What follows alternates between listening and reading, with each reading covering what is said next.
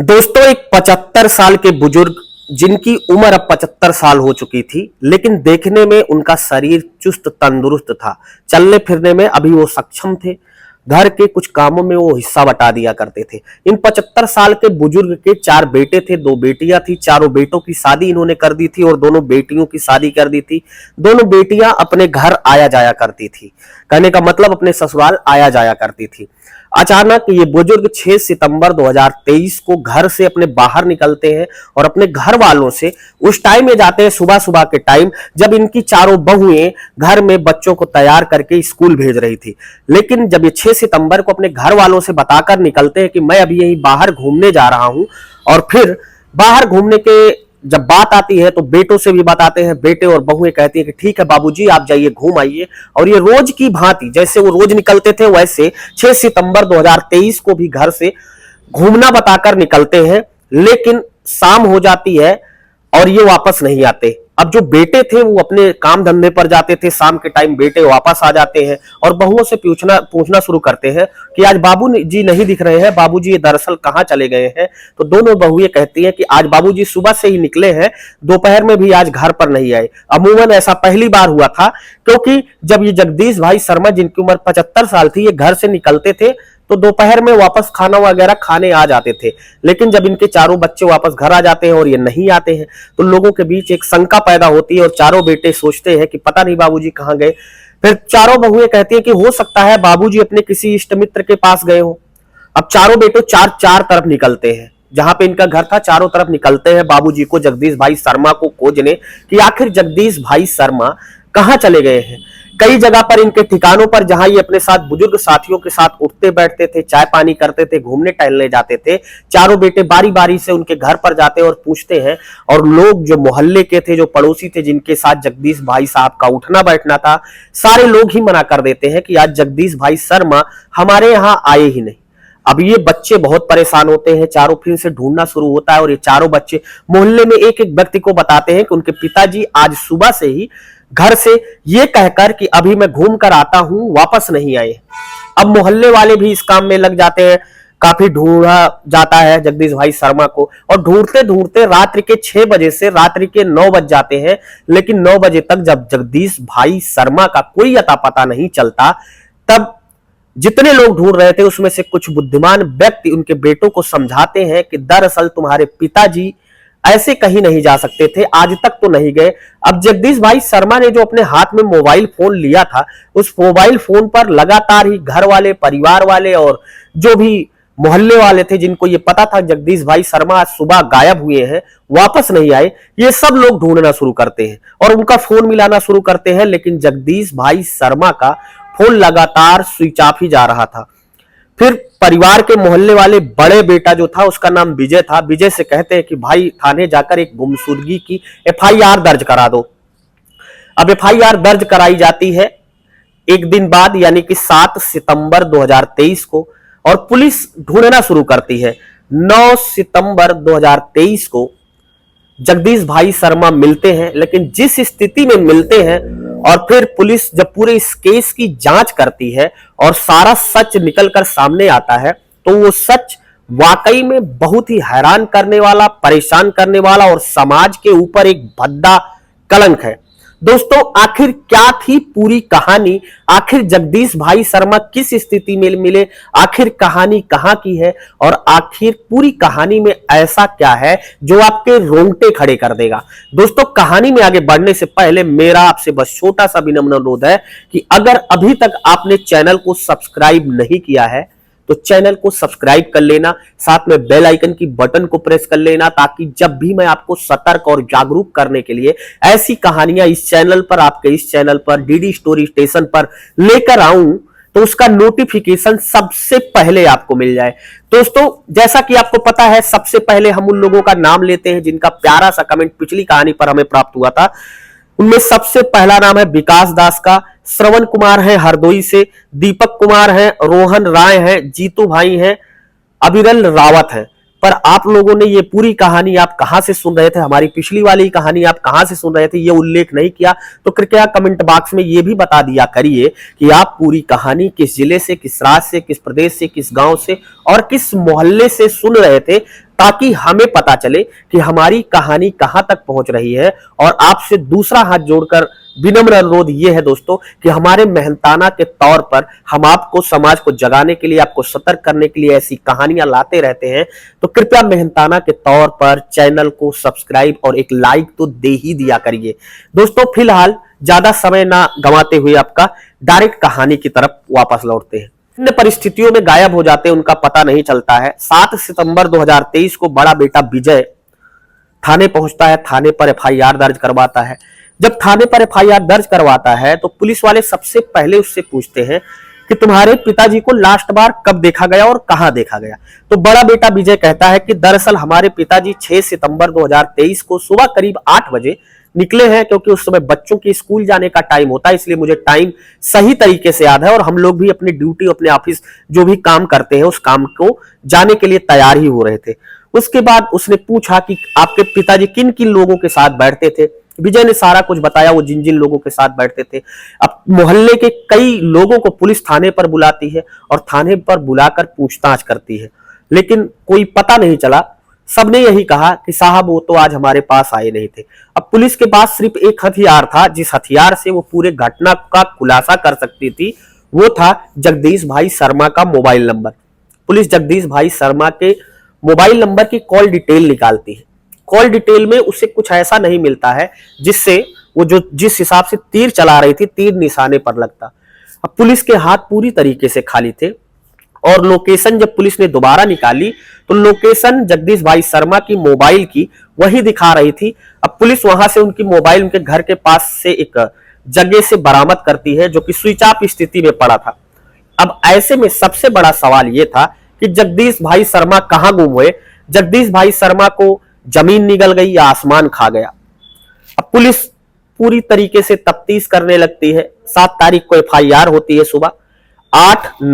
9 तारीख को जगदीश भाई शर्मा खेड़ा गुजरात के रहने वाले थे और उसके कुछ दूर पर ही एक कस्बा जिसका नाम होता है चोल कस्बा, चोल कस्बे में भी उनका एक मकान था, जहां पर जब ये 6 सितंबर 2023 को गायब होते हैं तो इनके बेटे उस मकान पर जाते हैं, लेकिन मकान जस का तस था, मकान में बाहर से ताला लगा था। अब ये लोग वापस लौट आते हैं।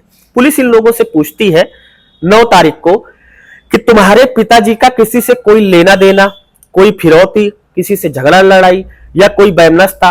सारे लोग कहते हैं नहीं साहब वो तो इस कैटेगरी के थे भी नहीं। 75 साल की उम्र, वो किससे रंगबाजी करेंगे, किससे गुंडई करेंगे, चोरी डकैती झगड़ा लड़ाई इन सब से तो वो बहुत दूर थे। पुलिस सबसे बड़े बेटे विजय से पूछती है कि आपके घर में टोटल कितनी महिलाएं हैं। विजय बताता है कि साहब मेरे घर में टोटल 4 महिलाएं हैं, हम 4 भाई हैं और चारों की बहुएं हैं। पुलिस विजय से पूछती है कि क्या ये चारों बहुएं आपस में एक साथ रहती हैं या अलग अलग रहती हैं। विजय कहता है कि साहब हम लोग वैसे तो अलग अलग है, लेकिन हमारा खाना पीना एक साथ ही होता है, यानी कि चारों बहुएं मिलाकर खाना पीना बनाती हैं। बाकी सब चारों भाई अपना अपना अलग अलग खर्चा देखते हैं। पुलिस कहती है कि ठीक है। पुलिस ये पूछती है कि एक चीज बताओ, इन चारों भाइयों में तुम्हारे पिताजी सबसे ज्यादा किस बहू को मानते थे। अब विजय बताता है सबसे बड़ा बेटा कि साहब देखो वो तो हमारे पिताजी थे, इस हिसाब से वो चारों बेटों को भी उतना प्यार करते थे, चारों बहुओं को उतना प्यार करते थे। पुलिस कहती है कि लेकिन कोई तो ऐसा रहा होगा घर में, कोई बहू तो ऐसी रही होगी जिसको वो सबसे ज्यादा प्यार करते रहे होंगे। तब बड़ा बेटा कहता है कि हाँ साहब, दरअसल जो हमारी सबसे छोटी वाली भाई की पत्नी है जिसका नाम मनीषा शर्मा है, उससे साहब पिताजी काफी देर देर तक घंटों घंटों बातें करते थे।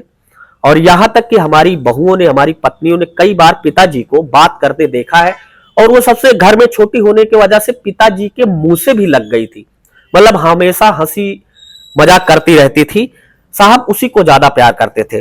अब पुलिस मनीषा शर्मा को तुरंत ही पुलिस स्टेशन बुलाती है, मनीषा शर्मा से बातचीत करती है।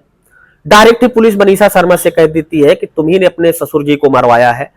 तब मनीषा शर्मा कहती है कि साहब मैं ऐसा क्यों करूंगी, ऐसा करने पर मुझे क्या फायदा होगा और मैं अपने ससुर जी को क्यों मरवाऊंगी।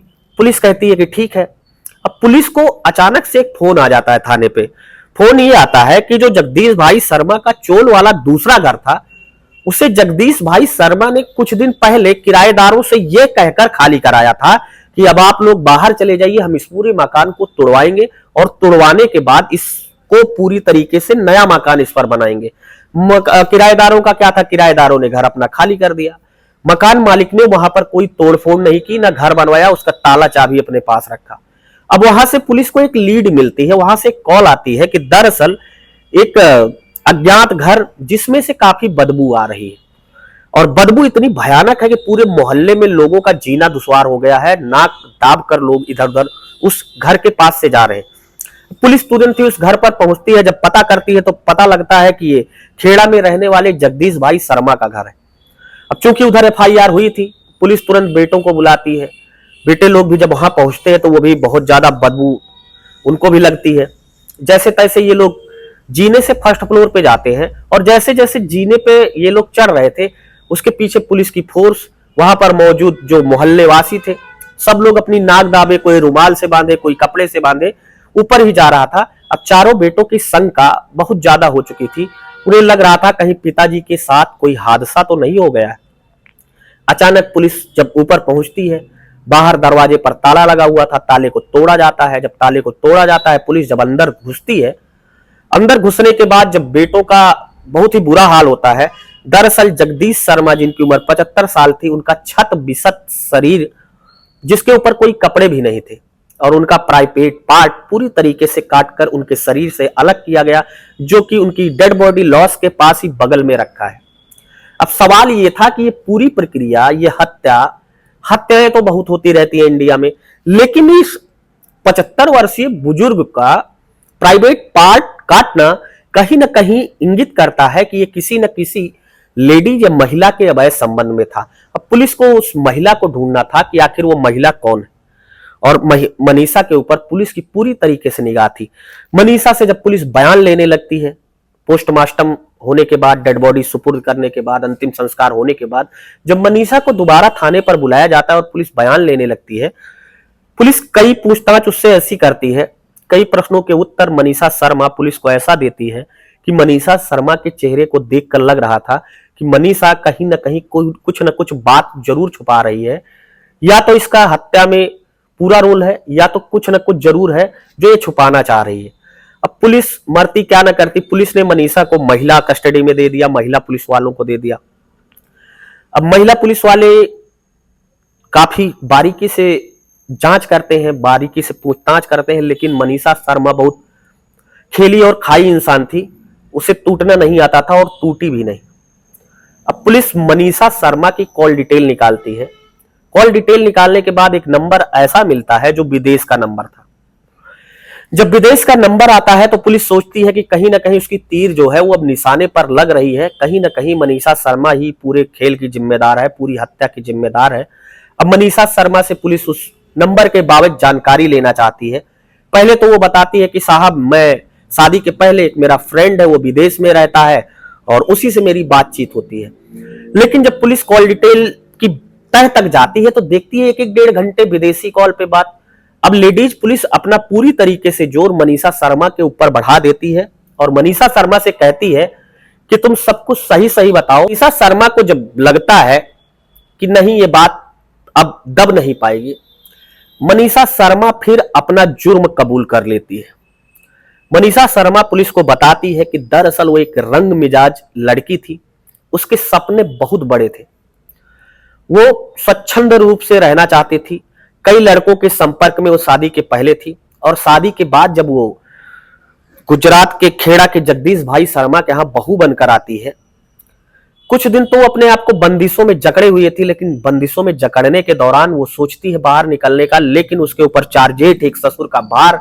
बाहर निकलती तो समाज और मोहल्ले वाले, 3 बीबियां घर में पहले से, तीनों जेठानी, किसी का ऐसा चरित्र नहीं था जो बाहर कुछ देर के लिए घूमने जा सके। बड़े संकोच में पड़ती है, और काफी दिन बीत जाने के बाद जब उसे 1-2 बच्चे पैदा हो जाते हैं, फिर उसे लगता है कि अब वो पूरी तरीके से बाहर नहीं निकल सकती। एक सामाजिक महिला की तरह रह के, एक इज्जतदार घराने की महिला की तरह रह के वो घर में ही उसको बचा खुचा जीवन काटना होगा। रंग मिजाज टाइप की थी, उसे बहुत सारे पैसों की आवश्यकता थी, लेकिन हस्बैंड उन पैसों को और उसकी हसरतों को पूरा करने के लिए परदेश कमाने चला जाता है। लेकिन उस परदेश में कमाने के बाद भी उसका लाड और प्यार और शौक पूरे नहीं हो रहे थे। अब वो शौक पूरा करने के लिए उसे तलाश थी एक पुरुष की, और वो कई पुरुषों को तलाश करने के बाद उसकी नजर अपने रिटायर्ड ससुर जगदीश भाई शर्मा पर पड़ती है। अब वो धीरे धीरे अपने ससुर पर धागा डालना शुरू करती है, और ससुर भी चरित्रहीन आदमी था। दोनों आपस के संबंध में आ जाते हैं। लेकिन एक दिन जब उसका ससुर जगदीश भाई शर्मा अपनी बहू मनीषा शर्मा से शारीरिक संबंध बनाना चाह रहा था, तो उसे एक कमरे में पकड़ लेता है। तो कहते हैं कि बाबूजी कोई आ जाएगा। बाबूजी उस दिन उसे छोड़ देते हैं। फिर मनीषा शर्मा से वो लगातार फोन पर बातें करने लगते हैं। अब जगदीश भाई शर्मा को सबसे बड़ी तलाश थी एक कमरे की, जहां एकांत हो, जहां कोई आता जाता ना हो, वहां वो अपने बहू मनीषा शर्मा से मिल सके। अब उनकी ये तलाश खत्म भी हो जाती है, क्योंकि उन्हें याद आता है कि उनका बगल का ये चोल कस्बा है, उस चोल कस्बे में उनका एक पुराना मकान पड़ा हुआ है जिसमें किराएदार रहते हैं। वो मकान खाली करा दिया जाए। और अगले ही दिन जगदीश भाई शर्मा उस मकान पर पहुंचते हैं और किराएदारों को कहते हैं कि अगले महीने तक आपको ये घर खाली कर देना है। किराएदार भी मान जाते हैं, किराएदार घर खाली कर देते हैं। अब इन दोनों का जो मिलने का रास्ता था वो बिल्कुल सरल हो चुका था, बिल्कुल सटीक हो चुका था। अब जब भी मनीषा शर्मा अपने बच्चों को स्कूल छोड़ने जाती थी, तभी घर से जगदीश शर्मा निकल जाते थे और पास में ही जो चोल का कस्बा पड़ता है वहां उस मकान पर पहुंच जाते थे, और इधर ही अपने बच्चों को स्कूल छोड़ती और सीधा उसी जगह पर पहुंच जाती। लेकिन मनीषा शर्मा जिस फ्रेंड से फेसबुक पर बात कर रही थी, एक दिन दोनों बातचीत करते करते वो फेसबुक का फ्रेंड मनीषा से कहता है कि मनीषा, तुम देखने में सुंदर हो, हष्ट पुष्ट हो, अच्छी हो, तुम बोल भी अच्छा लेती हो, तुम्हारी जगह यहाँ इंडिया में नहीं, तुम्हें तो विदेश जाना चाहिए। तो वो बोलती, हाँ मैं विदेश जाने के लिए तैयार हूं, तुम ये बताओ मुझे कीमत क्या चुकानी पड़ेगी, पैसा कितना लगेगा। तो वो जो फ्रेंड था फेसबुक का, जो विदेश से बात कर रहा था, वो मनीषा शर्मा से कहता है कुछ डॉक्यूमेंट्स पूरे करने होंगे आपको और 2 लाख रुपए का इंतजाम करना होगा। अब वो एक दिन अपने ससुर से उस चोल वाले कस्बे में मकान पर मिलने जाती है और अपने ससुर से कहती है कि उसे 2 लाख रुपए की आवश्यकता है। अब उसके ससुर सरकारी विभाग से रिटायर थे, अच्छी खासी पेंशन आती थी। ससुर जी कहते हैं तुम्हें 2 लाख की क्या जरूरत आ गई? तो वो बोलती है मुझे अपने लिए एक सोने का हार बनवाना है। ससुर जी कहते हैं ठीक है, मैं तुम्हें पैसा दे दूंगा, तुम हार बनवा लेना। और फिर ये दोनों उस दिन शारीरिक संबंध बनाते हैं और शारीरिक संबंध बनाने के बाद वापस घर आ जाते हैं। अब ये बात आए गए 1 महीने हो गई। 1 महीने बाद जब ये दोनों फिर तय करते हैं, जब भी मनीषा शर्मा अपने ससुर जगदीश भाई शर्मा से 2 लाख रुपए की मांग करती, जगदीश भाई शर्मा कहते बस 2-4 दिन में दे दूंगा, 2-4 दिन में दे दूंगा। ऐसे कहते कहते करीब 1 महीने का वक्त गुजर जाता है। फिर 6 सितंबर 2023 को जब पैसे की मांग करती हैं, तो ससुर जी कहते हैं कि ठीक है तुम वहां मिलो, मैं तुम्हें मिलता हूं, वहां पैसे तुम्हें कुछ दे देता हूं और कुछ बाद में दे दूंगा। फिर ये दोनों मनीषा शर्मा अपने बच्चों को स्कूल छोड़कर आती है। स्कूल छोड़ने के बाद वो सीधा वही कमरे पर पहुंच जाती है। दोनों एक दूसरे से हम बिस्तर होते हैं, दोनों एक दूसरे से शारीरिक संबंध बनाते हैं। शारीरिक संबंध बनाने के बाद मनीषा शर्मा जैसे ही अपने ससुर जगदीश भाई शर्मा से पैसे की मांग करती है, तो जगदीश भाई शर्मा कहते हैं कि ठीक है 1 घंटे का मोहलत दो, मैं तुम्हें जुगाड़ करके देता हूं। लेकिन 1 घंटे बाद भी वो इंतजार करती है। वो कहीं बाहर जाते हैं, बाहर से वापस लौट के आते हैं, कहते हैं कभी 2-3 दिन और लगेगा, पैसे का जुगाड़ नहीं हो पाया। अब वो फिर से अपनी बहू मनीषा शर्मा के साथ शारीरिक संबंध बनाना चाहते थे, लेकिन इस बार मनीषा तेजी से चिल्लाने लगती है, उनके ऊपर गुस्सा हो जाती है कि तुम मेरा शोषण कर रहे हो और इस तरीके से मेरे साथ गलत हरकत करके तुम मुझे पैसा भी नहीं दे रहे हो। अब वो इतनी तेजी से चिल्लाने लगती है कि ससुर जगदीश भाई शर्मा को लगता है कि ये ज्यादा तेजी से चिल्लाएगी तो मोहल्ले तक आवाज जाएगी और ये मोहल्ले की आवाज कहीं ना कहीं घर पर पहुंच जाएगी, और अगर घर पर ही आवाज पहुंची तो मेरे तो लेने के देने पड़ जाएंगे। अपनी बहू की तरफ मुंह दाबने के लिए जैसे ही आगे बढ़ते हैं, बहू मनीषा शर्मा को तेजी से गुस्सा आ जाता है और वहां पर रखी कांच की एक बोतल से मनीषा शर्मा अपने ससुर के सर पर 3-4 वार कर देती है। और ये वार इतना खतरनाक होता है कि काफी तेजी से जगदीश भाई शर्मा के सर से खून निकलने लगता है। और जब जगदीश भाई शर्मा के सर से खून निकलने लगता है तो जगदीश भाई शर्मा वही फर्श पर गिर जाते हैं औंधे मुंह, और उसके बाद पीठ के पीछे उसी फूटे हुए शीशे से, फूटे हुए कांच के बोतल से कई बार प्रहार करती है, और उनके ऊपर तब तक प्रहार करती है जब तक वो दुनिया को हमेशा के लिए अलविदा नहीं कह देते। और जब वो जान जाती है कि जगदीश भाई शर्मा पूरी तरीके से दुनिया को छोड़ चुके हैं, तो वो उनके साथ उनका कपड़ा उतारती है और कपड़ा उतारने के बाद उनका उसी कांच के बोतल से प्राइवेट पार्ट काट कर अलग कर देती है और उसके बाद बाहर से ताला मार के अपने घर चली जाती है। जब ये पुलिस वालों को पूरी कहानी मनीषा शर्मा बहू सुनाती है और ससुर की ऐसी कहानी, जब ये पूरी कहानी लोगों को पता चलती है तो लोगों के पैरों के नीचे से जमीन खिसक जाती है, क्योंकि अवैध संबंधों का अंजाम हमेशा से खूनी होता है और इस कहानी में भी अवैध संबंधों का अंजाम खूनी हुआ। तो दोस्तों, ये थी आज की पूरी कहानी। कहानी सुनाने का मकसद किसी को हैरान करना या परेशान करना नहीं था। कहानी सुनाने का मकसद सिर्फ इतना था कि आप सतर्क रहें, जागरूक रहें, सतर्कता से हर कामों को निपटाएं, ऐसे किसी भी अवैध संबंध के चक्कर में ना पड़े जो आपकी जिंदगी ही नहीं, आपकी पूरी जीवन लीला ही समाप्त करने के कागार पर आपको पहुंचा दे। दोस्तों, आप मनीषा शर्मा और ससुर जगदीश भाई शर्मा के बारे में क्या कहना चाहते हैं? अपनी महत्वपूर्ण राय हमें कमेंट बॉक्स में जरूर बताएं। आप ये पूरी कहानी किस जिले से, किस राज्य से, किस प्रदेश से, कहां से सुन रहे थे, ये भी जरूर बताएं। पूरी कहानी आपको कैसी लगी? पूरी कहानी से आपको कुछ सीख मिली या नहीं मिली? पूरी कहानी के बारे में आपके दिल की मनोभावना क्या है, कमेंट बॉक्स में जरूर बता दीजिएगा। मिलता हूं ऐसी एक नई क्राइम कहानी के साथ आपको सतर्क और जागरूक करने के लिए जल्द ही। तब तक के लिए जय हिंद, वंदे मातरम।